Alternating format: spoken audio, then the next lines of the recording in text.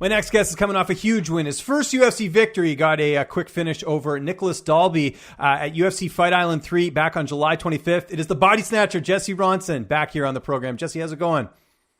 Back again. Oh, it's going, trying to find things to do to pass the time. So, yeah. I know it can be challenging, stuck in quarantine. And first off, man, congratulations. That was such a awesome win. And I know a long time coming for you, especially with the first stint in the UFC, all those split decision losses. Before we talk about the performance itself, how did you feel at welterweight again? I know you've fought in both weight classes, but how did you feel walking in there, not even having to worry about the cut, just going in there and fighting at 170? That part, not worrying about cutting weight was good. So I'm confident in my strength. And how to explain it for people can understand? It's like when I cut down to 55, it's like you start losing percentages. Well, that was before I started getting working with the Callum Cowan and Adam Maverick Asenza. Like when I would cut down to 155, it would take me like a month just to get my strength levels back. At 170, like I know how strong I am. There's not a lot of 170s out there that are as strong as me physically. So I know I wasn't losing anything strength-wise, and I felt it against Nicolas Dalby when we clinched up that he wasn't strong. Like, he kept trying to pull his arm back, and I was like, not happening, buddy. This is mine. And I could see it in his face that he was like, ooh. So I'm confident there. However, at 170, it's just the size. You know what I mean? I was 182 going into that fight. So by the time the fight actually happened, I was probably 180 just from pre-fight peas and just being nervous. And he was probably heavier than that. So it's by size, I mean like height. He wasn't that taller than me. Reach, he had 4.5 inches reach. Some guys got way longer reach than that. And then there's obviously the weight disparity. So I feel a lot better at 155. But knowing that there wasn't much to worry about at 170 this time around, I felt pretty good. So you dropped him and then obviously got the submission and locked it in. Did you feel like when you had that hold that it was game over for him, or were you a little bit worried, hey, I don't want to overexert myself? No, not at all. I started dropping bows, and as soon as I saw him turn, just the way he did turn, I was like, this is done. Like, I was talking with Paul Felder on the airplane back home, and he's like, you know what, you probably could have finished him with strikes or with submission, but you did the smart thing. He's like, you said it yourself. He's like, as he turned, he lifted his neck up, and I'm like, yeah, that's a huge mistake, especially as a brown belt in jiu-jitsu. When you're giving up your back, you don't want to expose your neck. I know it's hard to try and tuck your chin and do it, but as he turned, I just saw that huge opening, and I was like, I can end the fight right now. In my head, that's what I saw, and I was just, bells and whistles are going off, like, end it right now. And as soon as I stuck my arm in and around, and I knew how deep it was, my elbow was right at the jaw. I was like, yeah, this fight is over. Squeeze with all your might. And that's exactly what I did.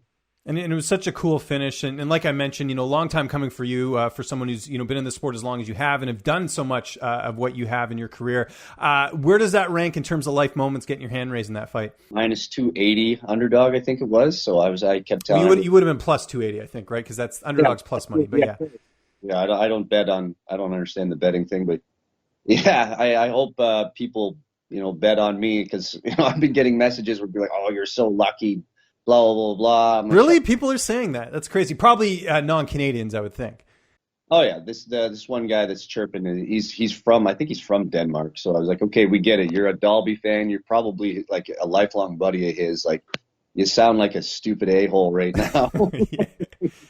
There's no such thing as luck in a fight when we're both aware of what's going on and trying to punch each other in the face. Like, I just landed the shot that he wanted to land. But as for where it ranks, that's the best moment in my fight career. That's the best moment. And like I said, that's better than any birthday or Christmas, because like, it's been a lifelong goal, right? And I'm not married. I don't have any kids or anything like that. So it's probably top 3 best moments of my entire life, because I got a freaking bonus too, man. Like, that's one of my friends, Coulter Latondra, said, dude, with that bonus, I think you made, I think he said $598 or $698 a second in that. I was like, that's what I'm talking about. that's the type of wage I deserve. Well, it's just so good to see, man. And obviously I don't want to be biased here, but I mean, it's just good to see someone like yourself who's really put the time in. You didn't take easy fights in the regional scene. A lot of fighters, when they get cut, they don't get back to the UFC, but you obviously, took tough opponents, and really, did a good job leading into it. You mentioned the betting odds. I know you don't understand it. I'll kind of explain a little bit of it to you here. So basically, if I give you $100 and you bet $100 on the plus 280, right? You would get $280 out of that. It's all based off like if you go by the $100, it's basically, if you're an underdog, if you're plus 380, you bet $100 you win 380. If it's plus 480, you bet $100 you get 480, right? So that's sort of how it works. And on the other side, let's say you were minus 230, you'd have to bet $230 just to make $100. That's how it works. Okay, yeah, because somebody said on Twitter, they're like, I don't know who out there is a betting genius, but if you bet on Ronson to win by submission, it was like plus 1,770. So that means if you bet $100, they would win $1,770. It's true. Yeah, there was that. And then the wins in first round prop was plus 1,300 as well. So really good value for any Body Snatcher fans if they did bet any of those. Did you have people messaging you being like, hey, man, I won a bunch of money? Because those odds were crazy. Big time. I got probably 10 messages like that, like, thank you, easiest money I've ever made. Like a lot of friends back home were like, easiest money I've ever made. What do you know what the Russian currency is called? Is it rubles or rupees? Or geez, I don't know. That you should ask your manager that. I know he manages a few Russian guys. Vladimir Kazmakov, who's like a translator. Yeah, I know Vlad, of course, yes. Yeah. After the fight was over, he's like, you son of a bitch, you just won me 200,000 rubles or rubies or whatever. And I was like, all right, that's probably like $6, but sure. That sounds good. Yeah. Well, Vlad's got to take you out for dinner. I mean, if you did your end of the bargain, he obviously bet on you, but he's got to take you out to dinner, nice steak dinner or something like that. When I'm out of this, so many people have messaged me like, dude, I'm probably going to die of alcohol poisoning because people are like, you're on me because you won me so much money, or I'm going to have to move up to middleweight because so many people want to buy me food and everything else. So, yeah, everything's coming up, Ronson. Have you spoken to the UFC or has your manager? They must obviously be thrilled with the performance in your return fight.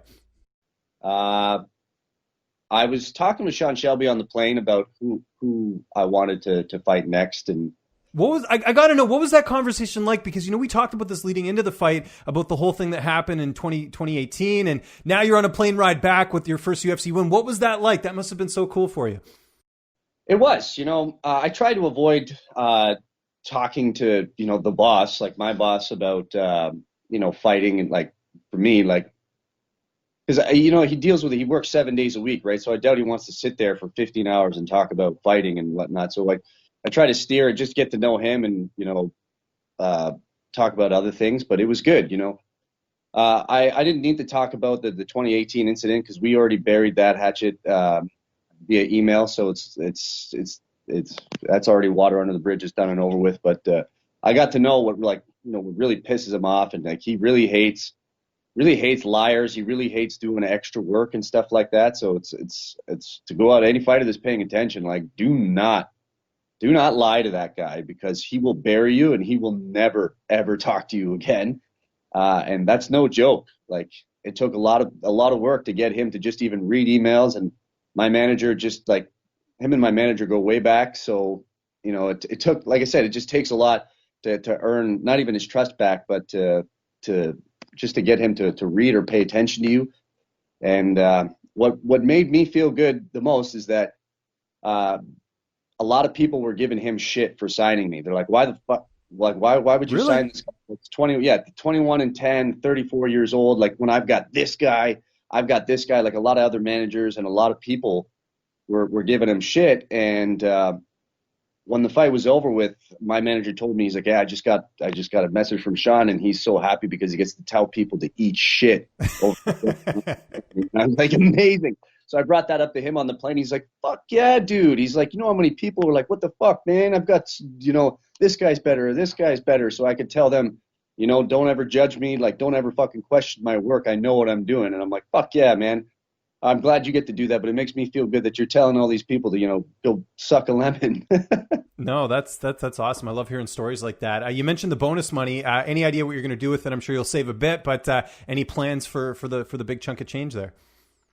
Definitely catch up on taxes. I am going to owe some taxes, and that, that's it for sure right there. Save it to pay taxes next year too. Um, Probably start an RRSP, uh, so I don't have to pay too much taxes next year, and yeah, I might get a new car. I don't know. Something I haven't thought about yet. When it comes to what I'm going to buy, I just want to see it in my bank account so I can be like, yes, that's security right there. I don't need to do anything or worry about anything for a little while. Yeah. No, that's awesome, Yeah, man. pretty much I can buy anything that I want to buy other than a house, but I could put down a huge down payment if I wanted to. But that's we're going to wait for that because the way Dana White and Sean Shelby say that this isn't a career, it's an opportunity, and who knows how long this opportunity is going to last. So I don't want to go out and buy a house and then all of a sudden get released in 2 fights if that's the case, right? And then I'll be like, shit, how am I going to pay the bills? You know what I mean? So we'll see. Post fight of your fight, you ended up, sort of calling out, not really calling out, but you're like, hey, I want to fight tall guys next at lightweight, Luis Pena and Jalen Turner. Any headway on that at all? Did Sean mention anything on the plane? Not really. No, he just said he's like, so I heard that you wanted to fight Luis Pena and Jalen Turner, and I'm like, yeah, for sure. I love to fight tall guys. And he goes, oh, Luis Pena is pretty tough. How do you feel about that? I'm like, I love a challenge. Nicolas Dalby's tough too. He'd never been finished, and I'm a lightweight moving up, and I finished him in the first round, and he fought guys like Till and Sabata, and like he fought a lot of tough guys, and none of them put him away, and I did. So I'm like, I don't care how tough you are. I'll go to war for 3 rounds if you want. Not that I think Luis Pena can go 3 rounds with me. But he's like, we like to put guys coming like guys who have wins going up against guys who have wins. It's very, unless you're like top 5, he's like, you can't really set up a guy coming off a loss against a win. You know what I mean? But I'm like, I don't really care about that right now. I was like, to me, I just want my show and win money to go up. And like these guys are around my payday. I think Jalen Turner's 2-2 in the UFC, and Violent Bob Ross, who's the guy that I want the most. I want to fight Luis Pena for sure. He's 4-3 coming off a loss to, I think, Kama Worthy or whatever it is. Doesn't matter. I'll fight him, and then if I'll fight Jalen Turner after, or I might change my mind, or somebody else might come to my mind. But I definitely want Violent Bob Ross, and I told him that's the guy that I want. Tough or not, we'll make a fight out of it. I'm like, especially if he's tough, that's got fight of the night written all over it. And if not, then I can get the finish, and there's another performance of the night. So let's get it done. He's one of those guys that I'm not afraid of his power, his wrestling. He's got to try and get underneath me. That's not happening. And his jiu-jitsu, mine's better. I think he's like a blue belt or something. So I'm like, I'm not worried about anything Violent Bob Ross has other than potentially killing him when we fight. When would you like that to take place? Do you have an idea of when you want to get back in there?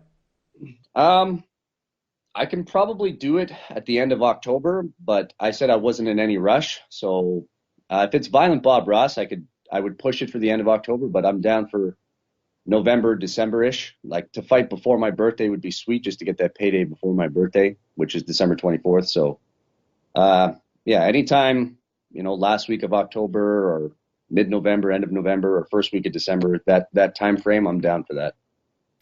Just 2 more quick questions. What's quarantine looking like? Because I know your guy does not like to sit still. So what are you doing? Do you have anything lined up? Video games, movies? What are you going to be doing? I've watched enough movies in the last 2 weeks because the quarantine that they have in the UFC and everything else. Like we go to Vegas to get tested, quarantine 24 hours, and then we had a 15-hour plane ride, only to land to get tested again for a 48-hour quarantine. And then it's like we're allowed to move around, but then nobody knows this, but fight day at 7 a.m. we get a call from the UFC. Mr. Ronson, yeah, this is he. We've got some bad news for you. You tested positive for COVID-19. I was like, what? Are you fucking kidding me? And they're like, yeah, sorry, just relax. We're going to send up guys. Like, you were negative. So it's like, I'm like, how the hell can I get it? Apparently, like, everybody on this island doesn't have it. Like, how do I have it? They're like, we believe it's a false positive. We're sending somebody up to test you right now. 7:30 rolls around. They got 2 guys in hazmat suits that come to my room. They test me. And this guy, like, jammed the freaking thing down my throat. I was like, holy shit. They're like, okay, the results will come back in a few hours. I'm like, yeah, they better come back in a few hours. Like, just stay in your room. So I had to quarantine in my room. time's going by, 10 o'clock, 11 o'clock, 12 o'clock. They said it would take, 4 to 6 hours. So 12 o'clock comes around. I'm like, where the fuck are these people? You know what I mean? 1 o'clock, 2 o'clock, 3 o'clock, 3:30 rolls around. They come into my room again, guys in hazmat suits, 3 of them this time. And I'm like, yo, what's going on? They're like, the test results from your first test were inconclusive. We have to test you again. I'm like, get the hell out of here, right? It turns out that if you try and rush the test, they can do it in 4 hours, but it's most likely going to come back inconclusive, and mine did. So they did 2 tests. They shoved the thing up my nose, and then right after they shoved the thing down my throat, they had 2 tests, 3:30. They did that. Like, okay, just hang tight. We'll get the results back to you. We'll let you know when we get them back. And I'm like, you realize that I have to fight today, right? 10:30 at night rolls around. I message my manager. I'm like, yo, man, like, I haven't heard anything from anyone. Like, what the fuck is going on? Like, I'm nervous. Am I fighting tonight? Like, what the hell's happening? And he messaged me. He's like, I literally just got the text message from the girl from the UFC 30 seconds ago. She says you're good. All the tests came back clear. Like, apparently they had 6 false positive tests from the weigh-in testing. So I was one of 6 people that got it. And I'm like, Jesus Christ, it's 10:30 at night. Like, I got to be downstairs in an hour and a half. And like, I haven't been able to leave my hotel room all day. Like, I was super, super nervous and super hungry. So I was awake since 7 a.m. that night or that day. And I had to fight at 4 a.m. the next day. So it wasn't ideal circumstances, but I still got that win. It was freaking crazy. That's nuts. And then, I guess like they're trying to keep you posted, but also like there could have been better communication if you're having to text your manager and he found out before you. I think that was a little bit weird, but. Yeah, right. To go back to what I'm going to be doing is I got, what's it? Diablo 3. I know it's been out for a while, but I just downloaded and bought that game. So I'm going to be playing that until I beat it for the next, 2 weeks rigorously. I might be looking to buy other games too. Like, we'll see if I get bored of that. I may not like it. I don't know, but lucky for me, I got some money in the bank and I got a fast internet connection now, so I can buy a bunch of games, download and play them. I know if worse comes to worse, I'm going to get Warzone because everybody's playing that and it's multi-platform. So I got a lot of buddies that wouldn't mind me getting it to play just to talk to me and whatever else. Maybe I can play against Max Holloway. And last question, someone that you and I both know, someone that you've trained with before, TJ Laramie is going to be fighting on Contender Series coming up here very soon. What can people expect? I mean, I know how good he is, but you've got to train with him. Not to look past Daniel Swain, but I think that's just an awesome opportunity for TJ coming up here. It is a super good opportunity. Daniel Swain I think he's got the same amount of fights as me, so he's a seasoned guy, and so it won't just be I hope it's a bulldozing for TJ, but it won't be because. Well, I hope it is because this guy should have all the tools and everything so TJ can showcase who he really is. If he puts him away quick, even better. Like, TJ's one of those guys, like, I know he's 22 years old, but it's like, it just feels like I've known that kid since he was like 15 years old or whatever it was. So I just feel like he's been around forever. His skill set is there. Like, he belongs in the UFC, at 22 years old. I don't say that about many 22-year-olds.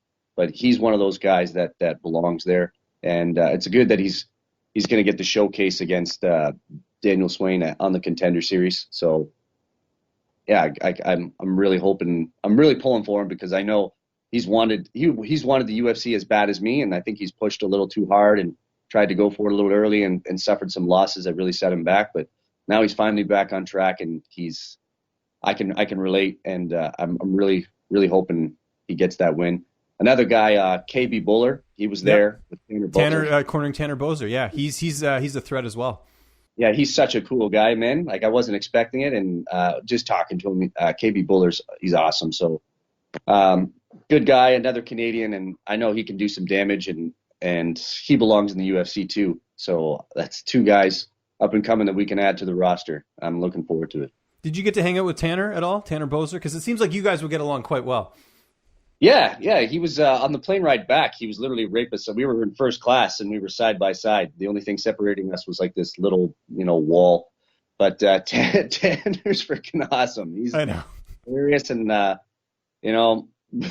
it's funny because on the plane ride back, I'm asking for beers. So the lady brings beers. I'm like, can you bring me like 3 more of these? And she's like, I guess. I'm like, yeah, do that. Bring me like 3 more. And then So she comes back with a bunch of beers for me, and then she brings a glass of red wine for him. And I'm like, I looked at him, I'm like, and he's like, yeah, don't mind me. I'm just being a bougie bitch right now. Because first, he's like, it gives me like heartburn or unsettles my stomach, so I'm just gonna sip on this wine. I'm like, you don't. To me, don't take this the bad way, Tanner, but you do not look like a guy that drinks wine. The mullet and the missing tooth. He looks so savage, and here he is with a glass of wine. He's like, yes. It was something we had a good laugh about. It was funny. I like Tanner. I hope I get to fight on the same card as him again sometime. Jesse, really appreciate the time, man. We went way over, but always great catching up with you, man. Again, congratulations on the victory. If you got anyone you want to thank, any sponsors, any social media you want to plug, the floor is yours. Yeah, I want to thank Daniel Rubenstein and Ruby Sports Entertainment for going to bat for me. Always appreciate that, giving me my shot. The King, Faisal Rahman, back home. Thank you. George Godoy and Adrenaline Training Center. Thank you. Colin Bakey, he just came out of nowhere. He's my boy from Labrador. He's like, yo, I want to sponsor you and hook you up. So a big shout out to Colin Bakey. Nobody knows who this guy is, but Matt Bednarik, the guy that I call Barry, he's been my main training partner throughout this whole COVID thing. And, this win is as much his as it is mine. Like, without this guy, I wouldn't have won. So, big shout out to my boy Matt, a.k.a. Barry. All my friends, family, and that's about it.